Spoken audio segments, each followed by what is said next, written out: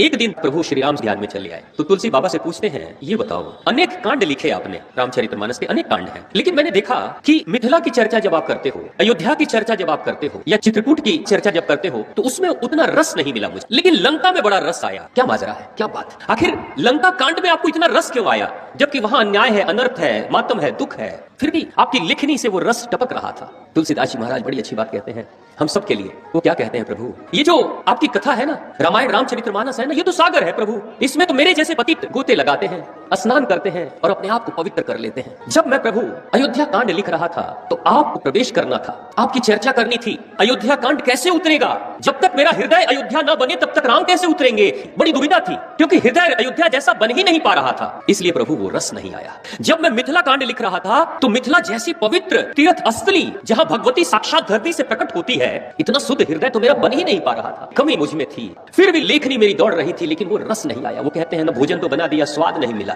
प्रभु तो स्वाद के भूखे हैं। प्रभु आगे कहते हैं, चित्रकूट में फिर क्या हुआ? वो कहते हैं, प्रभु चित्रकूट में तो ऋषि मुनि, बड़े बड़े साधु संत महात्मा तपस्या करते हैं, साधना करते हैं। वहां के कण कण में, रग रग में अध्यात्म की धारा बहती है। उतने पवित्र स्थान पे ही तो हमारे प्रभु राम तपस्या करने जाएंगे, साधना करने जाएंगे। प्रभु कहीं पे भी तो नहीं चले जाएंगे ना। वैसे ऋषियों की तरह मेरा हृदय पवित्र नहीं हो पाया, यानी कि हृदय की मिट्टी को मुझे चित्रकूट बनाना था। कोशिश तो मैंने बहुत की, हृदय बन नहीं पाया। इसलिए प्रभु आप प्रवेश किए, मगर आपको रस नहीं मिल पाया। लेकिन प्रभु लंका में बड़ा रस आपको मिला ना। वो इसलिए मिला क्योंकि मुझे मेरे हृदय को कुछ बनाने की जरूरत ही नहीं थी। वो तो पहले से ही लंका बना हुआ था। हृदय में तो अनेक तरह के विकार पहले से भरे पड़े हुए थे। मैं तो खुद लंकावासी था, हृदय तो लंका बना हुआ था। जैसे ही प्रभु आप प्रवेश किए लंका में, तो मैं अपने आप को धन्य समझ लिया। मेरे जैसा पापी जिसका मन लंका जैसा है, विकारों से भरा पड़ा है, अगर मेरे प्रभु वहां भी प्रवेश कर सकते हैं तो